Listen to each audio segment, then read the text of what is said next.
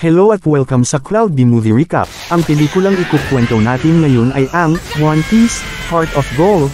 Halina't simulan na natin. Isang marine fleet ang nag-escort sa isang batang babae na nagmemeryenda sa mga candy na ibinigay sa kanya kahit nagrereklamo tungkol sa pagnanais ng karne. Nagpaplano din siyang maghanap ng paraan para makatakas sa mga bumihag sa kanya. Gayunpaman, ang mga barko ay biglang inatake ng isang barkong pirata sa ilalim ng utos ni Mad Treasure, isang walang awa na mangangaso ng kayamanan na kumain ng Hara-Hara no Mi. Ang kanyang mga nasasakupan, si Naomi Drunk, isang mamamana na nakamit ang kanyang layunin habang lasing at nagpaputok ng mga pampasabog, at si Psycho P, isang estremidor na kumain ng Iroh-Iroh no Mi at maaaring mag-camouflage sa kanyang sarili sa pamamagitan ng mga spray can, ay gumawa ng mabilis na gawain sa Marines bago sumakay si Treasure sa lead ship. Natagpuan niya ang batang babae, si Maisky na Olga na binabantayan ng isang nakamaskara na ahente ng CP0 na nakikipaglaban sa kanya. Tumakbo si Olga at tila na corner ng mga tauhan ni Treasure. Ngunit tinawag ang kanyang alagang dinosaur, si Elizabeth, na kayang tumakbo sa tubig, upang iligtas siya. Hindi siya pinigilan ni Treasure dahil alam niyang dadalhin siya nito sa purong ginto. Pagkatapos ng raid, nakipag-usap siya kay Tanaka, isang associate ni Guild Tesoro, na gustong kunin siya para hanapin ang purong ginto at babayaran siya ng kahit anong gusto niya.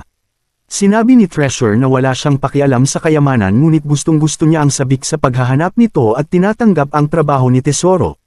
Binigyan siya ni Tanaka ng isang imbitasyon na may vivre card sa Grand Tesoro para dalhin si Treasure sa lokasyon kapag nagtagumpay siya.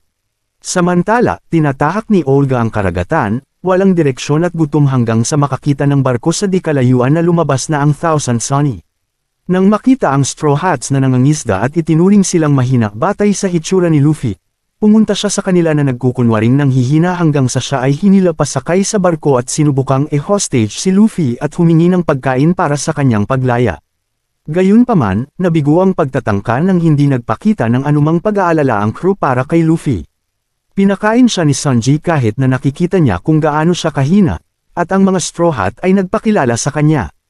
Natukoy ni Robin na si Olga ay mula sa alchemy sa pamamagitan ng pattern sa kanyang damit at ibinunyag sa iba na ito ay isang isla na napabalitang doon ipinanganak ang purong ginto. Ang ginto ay sinasabing mas maliwanag at mas mahalaga kaysa sa 1 toneladang regular na ginto. Naging interesado sila dito at nang sinabi ni Olga na maaari niyang samahan sila sa pagkuha nito at handa silang kunin siya. Gayunpaman, ang mga tauhan ni Mad Treasure ay inatake sila upang kunin si Olga sa kanila. Nang tumanggi si Olga na sumama sa kanya, pinasunod niya ang kanyang mga tauhan kahit nalalabanan nila ang Straw Hat. Ginagamit ni Treasure ang kanyang kapangyarihan para sunggaban si Olga at sinubukan siyang hilahin papunta sa kanyang barko, ngunit hinila siya pabalik ng Straw Hats na nagresulta sa isang tug of war. Kalaunan ay pinutol siya ni Zoro, ngunit ang singsing na nasa kanyang daliri ay lumipad, na nagpapakita na mayroon itong purong ginto, at nahulog sa karagatan. Ito ay nagpatawag ng isang giant football fish na tinawag ni Olga na Bonbonri. Sinipsip ni Bonbonri ang singsing at nagpapatuloy na gawin ito sa parehong dalawang barko. Nang makatakas ang mga Straw Hats gayunpaman, ipinahayag ni Olga na ang purong ginto ay nasa tiyan ni Bonbonri, at dapat silang makipagsapalaran sa loob ng katawan niya kung gusto nila makuha ito. Sumunod ang Straw Hats at tumungo sa Sea King at sumunod naman ang Mad Treasure, na humahampas sa gilid ng Sunny para bumagsak sila sa uvula ni Bonbonri. Nailigtas ni Luffy ang barko gamit ang kanyang abilidad ngunit tinamaan siya ng arrow at naiwan sa acid. Pumunta si Olga upang iligtas siya kasama si Elizabeth habang ang natitirang mga tauhan ng Straw Hat at Mad Treasure ay bumaba sa tiyan ni Bonbonri. Nagising si Luffy at natagpuan ang kanyang sarili sa isang isla na inihayag ni Olga na isa ito sa 3 isla na kinain ni Bonbonri. Ang 3 isla ay isa sa kanyang tahanan ang alchemy, kung saan matatagpuan ang purong ginto. Sa lalong madaling panahon ay ipinahayag na ang mga dinosaur ay nakaligtas sa loob ng isla, at sinubukan ng ilan na kainin sila, ngunit nagtagumpay si Luffy na talunin ang isa at takutin ang iba. Habang kinakain nila ang dinosaur na natumba, inihayag ni Olga na siya ay 200 taong gulang na, labis na ikinagulat ni Luffy. Ipinaliwanag niya na noon ay nilikha ng kanyang ama ang purong ginto na umaakit sa mga pirata na nagresulta sa pagpatay ng kanyang ina. Sinisi niya ang kanyang ama dahil dito, at itatapon na sana niya ang singsing mula sa karagatan dahil sa galit, ngunit biglang lumitaw si Bonbonri at nilamon niya ang kalahati ng isla kasama ang kanyang ama. Ipinapalagay niyang namatay ang kanyang ama dahil siya lamang ang nakaligtas sa alchemy. Mula noon ay nanatili siya sa tiyan sa loob ng 200 taon hanggang sa isang araw ay hindi sinasadyang iniluwa siya. Hindi nagtagal ay nalaman ng Marines ito at nahuli siya ng CP0. Pumayag siyang ipakita kay Luffy ang daan palabas basta gawin nila ang sinasabi niya. Pumayag naman si Luffy at nagkasundo sila. Gayunpaman, nag-ambala sila sa pagdating ng Mud Treasure na nagawang hanapin sila. Naglaban sila Luffy at Mud Treasure at ikinumpirmo nga niya na malakas talaga si Luffy. Gayunpaman, ipinahayag ni Treasure na nahuli niya sina Usopp, Nami, Chopper, Robin, at Brook. Sinubukan ni Luffy na singilin at atakihin si Treasure, ngunit bigla niyang kinuha si Nami at nagbanta na pahihirapan at papatayin niya siya at ang iba pa sa pamamagitan ng paggamit ng kanyang mga kapangyarihan sa kadena, na pinilit na sumuko si Luffy para hindi siya masaktan at ang iba pang crew. Binulungan siya ni Treasure at hiniling kay Olga na tulungan siya, pumayag siya ngunit sa kondisyon na hindi masasaktan ang mga Straw Hat. Siya ay sumang-ayon at iniwan si Luffy upang matunaw ng tubig ng asido ni Bonbonry. Pagkaalis nila, bumalik ang isang dinosaur at kinuha si Luffy na nagbabalak na pakainin siya sa kanyang mga anak. Nagawa niyang makatakas sa dinosaur at tinakot ang mga anak nito, gayunpaman, may isang tao na nakakostume sa kanila. Pinalaya niya si Luffy at ipinaliwanag na siya ay nilamon kasama ang kanyang isla 200 taon na ang nakalilipas at nakaligtas sa pamamagitan ng pagsasama sa mga dinosaur at pagkain ng karne na ipinakain sa mga bata. Gayunpaman, nang ihayag ni Luffy na ang kwento ni Olga ay katulad ng sa kanya, ipinahayag ng lalaki ang kanyang sarili na siya ang ama, si Maeskino Aesir, at higit na nagpapasalamat na malaman na buhay si Olga. Dahil doon, bumalik ang dalawa sa dalampasigan at humingi ng tulong sa isang dinosaur na katulad ni Elizabeth, na pinangalanan nilang Chavez, upang tumawid sa acid. Samantala, ang mga nahuli na Straw Hat ay napipilitang magsagwan ng barko ni Treasure sa ibabang deck. Habang ginagawa nila ito, ibinunyag ni Nami na pamilyar siya kay Treasure, dahil bago niya nakilala si Luffy, sinubukan niyang magnakaw mula sa vault ni Treasure ngunit nakabangga siya ng isang katunggali na unang nakarating doon. Pareho silang natagpuan at nahuli ni Treasure, pumunta sina Luffy at Aesir sa pangalawang sikmura at nahanap nila ang Thousand Sunny. Bigla silang inatake ng ilang tauhan ni Treasure na pinamumunuan ni Psycho Key. Sa kabila ng paggamit ng kanyang kapangyarihan para ay camouflage ang mga lalaki, nagawa ni Luffy na talunin sila at pilitin si Psycho Key na umatras. Bumalik kasama ang kayamanan, sa wakas ay narating nila ang alchemy at ang templo kung saan ang lokasyon ng purong ginto ngunit nakahanap din sila ng senyales mula kay Aesir na nagbabala sa kanila na ang mga naghahanap ng ginto ay sasalubungin ng kamatayan. Nakumpirma ito sa lalong madaling panahon nang lumabas ang isa sa mga tauhan ni Treasure na may nakatarak na arrow sa kanyang likod, na nagpapahiwatig na ang templo ay mapanganib. Ang grupo ay nagpatuloy at sa lalong madaling panahon ay nakatagpo ng unang bitag, isang organ na magpapalabas ng mga arrow kung ang kantang ibinigay ay hindi tumugtog ng tama. Si Brook, bilang isang musicero, ay nagboluntaryong tanggapin ang hamon ngunit hindi niya napagpatuloy ang pagtugtog nang makita na ang mga huling pahina ay kupas at isang sulok ay napunit. Ipinagtanggol siya ni Robin at Chopper mula sa mga arrow habang sinusubukan niyang alamin ang mga huling nota. Si Olga, na nakikita ang tiwala sa pagitan ng mga crewmate sa isang nakamamatay na sitwasyon, ay tumulong sa kanila at kumanta ng isang awit na itinuro sa kanya ng kanyang ina dahil ito ay ang parehong musika na tinutugtog sa organ. Sa pamamagitan nito, nagagawa ng grupo na lampasan ang bitag at magpatuloy. Habang papunta sila, dumating si Psycho P at ipinaalam kay Treasure na nakaligtas si Luffy, na nagpapataas ng moral ng kanyang mga crewmate at kay Olga.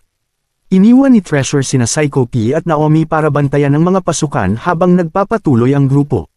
Bumalik sa Sunny, nakita ni Luffy sina Zoro at Sanji na umalis upang kumuha ng mga materyales para kay Sunny pati na rin si Frankie na nasa barko na inaayos ang pinsalang ginawa dito at i-convert ito upang makaligtas sa mga acid juice. Sa pagkakaisa ng Monster Trio, nagtungo sina Luffy, Zoro, Sanji at Aesir upang makahabol sa iba. Samantala, ang grupo ni Treasure ay umabot sa isa pang bitag na kinasasangkutan ng pagtatangkang magbukas ng drawbridge habang iniiwasan ang mga dinosaur na nagbabantay sa lugar. Nagamit ni Usopp ang kanyang mga kasanayan sa pagsniping para ibagsak ang drawbridge habang pinipigilan ni Chopper ang mga dinosaur. Hindi nagtagal ay nakarating ang grupo ni Luffy sa templo ngunit inatake sila ng mga tauhan ni Treasure, naiwan sina Zoro at Sanji upang labanan sina Naomi at Psycho P, habang si Luffy at Aesir ay nagpatuloy upang habulin si Treasure. Habang ginagawa nila, nakarating na ang grupo ni Treasure sa huling bitag na may mga susian at kailangang hanapin ang tamang keyhole para mabuksan ito gamit ang ibinigay na susi. Pumunta si Nami para sa gawain ito, ngunit nalaman niya na kapag mali ang napili niya, isang malakas na kuryente ang biglang lalabas, bumababa sa kanila ang itaas na bahagi ng istrukturang hugis alligator na may layuning durugan ang biktima nito. Sinubukan ni Usopp, Brook at Chopper na hawakan ito habang nagpapatuloy siya, ngunit bumibigat ito sa bawat maling keyhole. Sa kalaunan, nawalan ng malay si Nami sa napakaraming pagkuryente sa kanya at napilitan si Olga na pumalit sa pwesto ni Nami at ipagpatuloy ang gawain. Gayunpaman, hindi rin niya mahanap ang tama at tila lahat sila ay madudurog. Sa kabutihang palad, dumating si Luffy at iniligtas sila sa pamamagitan ng pagwasak sa itaas na bahagi ng istruktura ng buwaya bago galit na hinarap si Treasure. Hindi nagtagal ay nakarating na din si Acer at nakita ang kanyang anak na babae sa unang pagkakataon sa loob ng 2 siglo. Sinabi niya sa kanya na umalis kasama ang mga Straw Hats bago buksan ang isang bitag sa ilalim ng mga ito at ihulog ang mga ito sa isang nakatagong lugar. Dito nga ay nakita nila na ito ay lab ni Acer at sa loob nito nakalagay ang purong ginto sa isang lalagyan. Nakahanap si Robin ng isang journal na nagpapaliwanag na ginawa niya ang purong ginto kasama ang kanyang asawa upang iligtas ang kanyang anak na babae dahil nagkaroon ito ng sakit na nakamamatay habang siya ay tumatanda.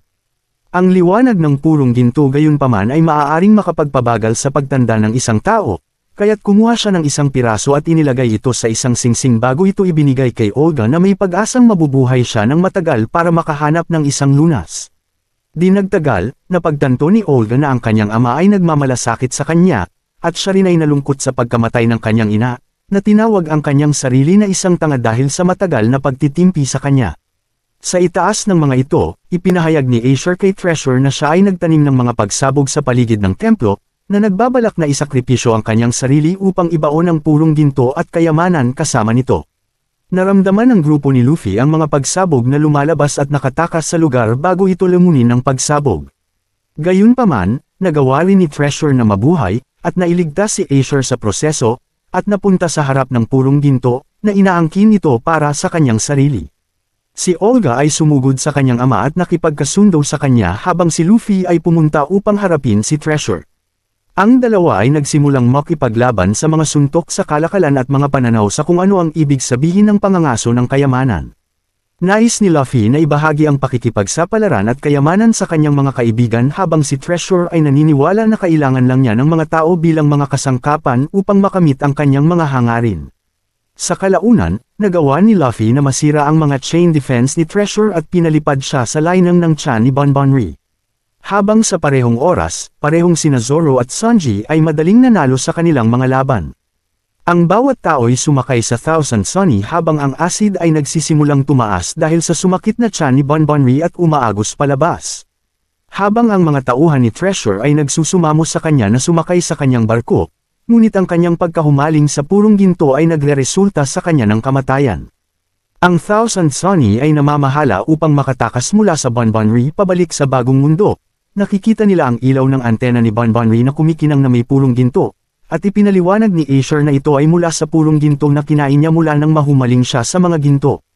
Ngunit ngayon na wala ng purong ginto, malamang na hindi na siya lalabas at sa gayon ay malabong makita nilang muli ang alchemy habang papaalis si Bonbonri papalayo.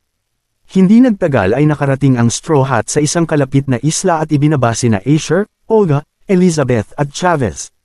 Kahit na ang paghihiwalay ay tila mapait dahil wala ang singsing na may purong ginto, ang sakit ni Olga ay kakalat at papatayin siya. Gayunpaman, nang ihayag ni Acer na ang sakit ni Olga ay tinatawag na South Blue Emperor Fever, ibinunyag ni Chopper na mayroon ng lunas na nagawa para dito sa panahon na ang dalawa ay nasa loob ni Bonbonri. Ibinigay ito ni Chopper kay Olga sa pamamagitan ng pag-shot ng karayom na labis na kinatatakutan ni Olga dahil ayaw niya sa mga karayom. Bago humiwalay ang mga pirata sa dalawa, sila ay mabubuhay sa kanilang bagong buhay. Habang masaya na tinulungan nila ang mag-ama, ang mga Straw Hats ay nananagway na wala silang nakuha mula sa pakikipagsapalaran. Hanggang sa ihayag ni Nami na nakuha niya ang imbitasyon kay Grand Tesoro kay Mad Treasure. Nakikita ito bilang isang magandang consolation prize, pumunta ang crew sa cruise liner.